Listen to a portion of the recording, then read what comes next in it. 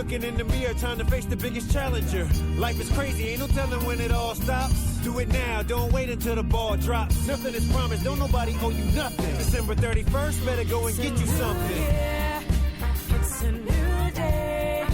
It's a new chance for us to find our way. It's a new year. It's a new day. We're starting it over. Starting the day. This year I'm thinking bigger than the money. I'm trying to get something that you can't take from me. Trying to stay clear of the haters and the dummies. Got you eating salad, trying to get rid of your tummy. And you ain't gotta wait to lose weight. It don't cost a thing to have faith. So I would like to propose a toast to everyone I knew at any point we were close. Love is love, still got you in my heart. You know how life goes, people drift apart. No hard feelings, everything in cycles. I'm living my life like I don't have any rivals. Last year brought a whole lot of challenges. Got a little wiser and we learning how to handle it. How to balance it, balancing is what life is. Trying to straighten up and finally give up the vices. Yeah, it's a new day. It's a new chance for us to find our way. It's a new year. It's a new day. We're starting it over. Starting the day. Yeah, I know it get hard out here sometimes and you feel like giving up, but if you woke up this morning, that means you got a chance and you need to do something with it.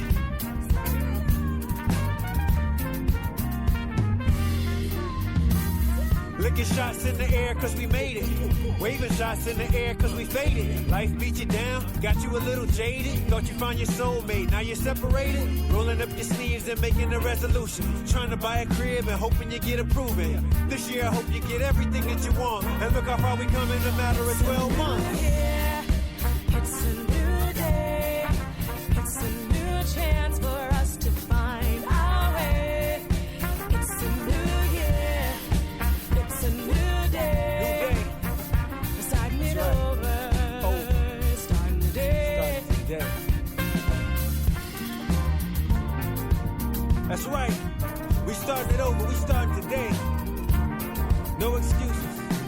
We out here. Hey, hey, hey, hey. Come on. Back in your ass with a 20 sack. Straight up. Dog pound gang. In effect for the 9-5. You know, we've been having a little confrontation with a lot of motherfuckers out there. But you know, they just can't do the things that we seem to do. And the things that we seem to do was make platinum hits. Straight up. Motherfuckers can't even fake. Now who the hell wanna face me? To make me act a complete fool lately? It's been cool, momentarily plus dope helps me cope with no smoke. I'm depressed and easily to provoke. Welcome back to the Doug Stewart Show, paying tribute to the great Dog Pound Gangsters. That music was slamming. Somebody reminded me, or even corrected me yesterday in the chat. I went back and read all of the chat from yesterday. But somebody reminded me that it wasn't Dr. Dre that did most of the production on that album, that it was Daz. And I had forgot that. That's right. Daz was real nice on them boards as well, man. And you hear these beats. And all of it had that kind of like West Coast funk, type feel that was, I guess, started by Dr. Dre. But, I mean, these beats, man, back in 1995.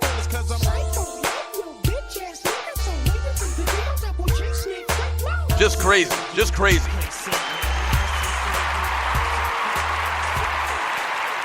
Just crazy, man. So today we are paying honor to the great Dog Pound Gangsters. You're listening to the Doug Stewart Show. The number is 404-382-0338. You can also email me at doug@thedougstewartshow.com. We have not one, not two, not three. We actually just got another huge announcement. We got 4 huge announcements on the show today. 4! One of them being Orca Big. Well, actually, all of these announcements are pretty big.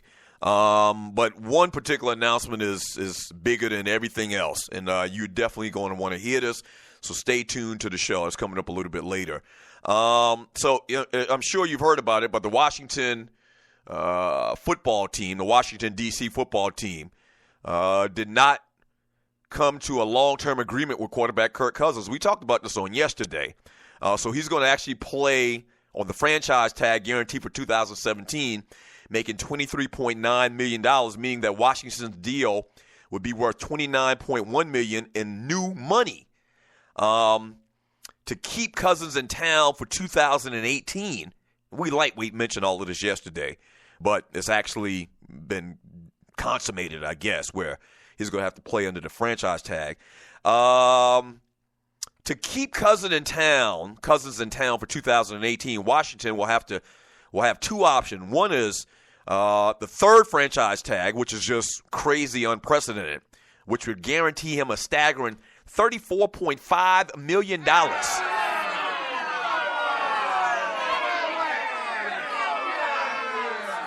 Alternately, Washington could employ a transition tag, which would allow the Redskins to match any offer without compensation at the cost of $28.8 million for 1 year.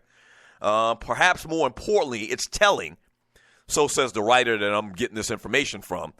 He says, perhaps more importantly, it's telling that Washington released this statement publicly. It's a remarkably transparent attempt to poison the well of public opinion against its star quarterback. So this writer believes that Kirk Cousins is a star quarterback. I'll get back to that in a second.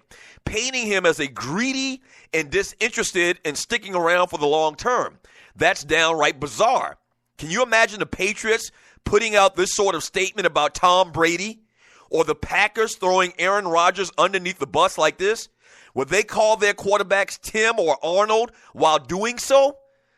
Let me say something about this, and you're listening to the Doug Stewart Show, and the writer was Bill Barnwell, ESPN staff writer. Mr. Barnwell puts Kirk Cousins in the same conversation with Tom Brady and Aaron Rodgers. He's wrong right there from the rip.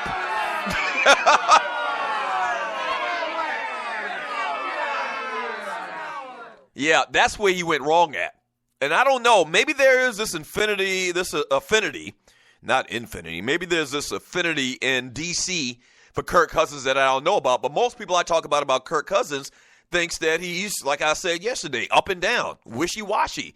I guess that in the world of football, when you need 32 starting quarterbacks, he's one of the 32 best quarterbacks in the world as far as, the quarterback position. But Kirk Cousins, man, is so up and down, like I don't trust him. And the reason why the Redskins show all this, and I said it, I keep saying I'm going to try not to use the politically incorrect term for our Indian brethren.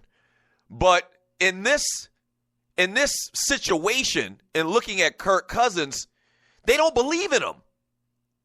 They don't believe him. They don't believe what they see, because it's almost kind of like, to a much lesser degree. You remember when Tim Tebow was in the league? And you remember that first year where he became a starter for the Denver Broncos? And he had this incredible run where the last 30 seconds of the game, he'd throw a game-winning touchdown, or he'd score a couple of touchdowns within 2 or 3 minutes. He sucked the entire time, but at the very end, he found a way to win. Kirk Cousins isn't that, but he's kind of in that same neighborhood. He does this periodically where he will have a big week and his stats at the end of the year look very good. But then you see a lot of Kirk Cousins where he's throwing the ball in the dirt.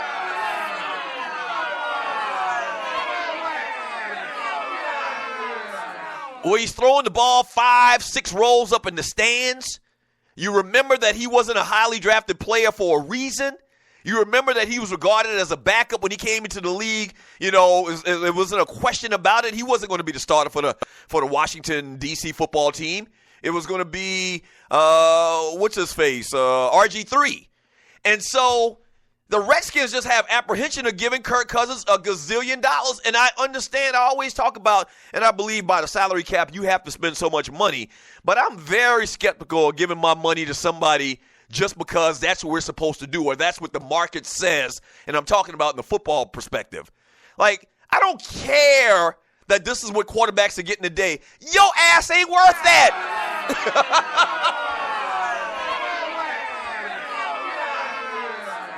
Man, I'd roll my dice with the backup. I'd roll my dice with the backup before I gave Kirk Cousins $35 million or whatever it take to sign him as an unrestricted free agent or to franchise him or whatever, man. I'd let him go. And it's lightweight. That's what Daniel Snyder and the Redskins, I said it again, Daniel Snyder and the Washington, D.C. football team want to do. Is they're like, dude, we think you can play, but we just don't trust you. We don't want to give you all this money. Status quo says that we should give it to you, but we don't trust your ass, Ninja. And I get it. I totally get it, man. In the chat on Spreaker.com, Sidney Stoney Jackson, he says, we expect this type of garbage from the white media, so it's no surprise when it happens. But when one of our own does this, it's shocking, and it cuts deeper because we are supposed to band together. Talking about the Mike Vick thing, man. Yeah. And to add what you just said, and I said this earlier, man, it's shocking because it's Mike Vick. You know? You would try to find, I guess, some type of positive. Maybe it comes across, not as politically correct as you would like it to be, but there's some way you could come across more genuine than the way Mike Vick did in that interview or his appearance on that TV show. From Grego, Chip Kelly ain't got ish to lose and didn't mention any of Kaepernick's appearances when he stated his opinion on Cap not having a job, but I understand where Vick was trying to go. But we all know public speaking isn't his strong suit. Of course, my mom stated, keep a fade, don't sag, speak clearly, etc., because she knows what people of color go through. So many, he was trying to give advice on what he's heard. And like I said earlier, I understand where he's coming from, and he actually may have, progressed and evolved to really believing that. The problem is his history, and I keep going back to this. It sounds so unbelievably hypocritical for Mike Vick to say it. Like, you can't give me another person that were to say those same comments and be more hypocritical. There's not one person walking the face of the earth that would make those comments and have that commentary about this particular situation and that particular person, that particular player, that would sound more hypocritical saying those words than Mike Vick. That's the problem with it, And everything he said could be true to a sense. Like, I don't understand these young guys walking around with sagging pants or whatever.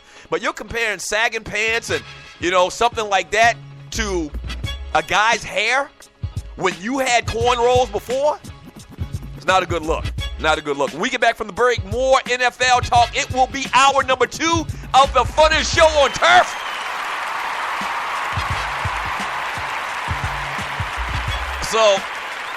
So yesterday, man, I got caught up on my shows. I saw the latest episode of Claws.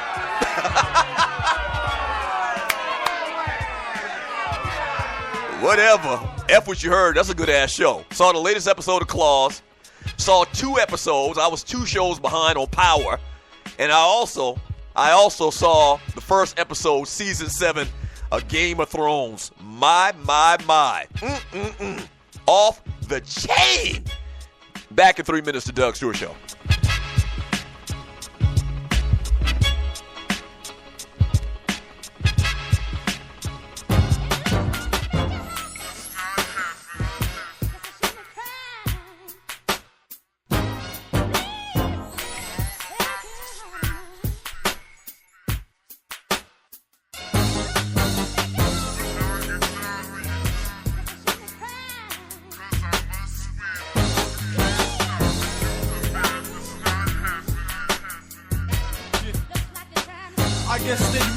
To know who is the kid with all the soul. It's my life. I'll put on this, the world of Chris. So listen in, it unfolds with food for the mind, improving my lines, beats, and using my time wisely, inviting you to fly with me and cry with me and lie with me as I'm looking up to God, getting my energy source from my Lord is my clarity. And these facades that's blind in my path. You do the math. These other cats is bringing half. My foundation is love and patience, so I'm built to last. I feel the blast from your attack. Cranberry bathing scaring us. My soul food is more than chicken and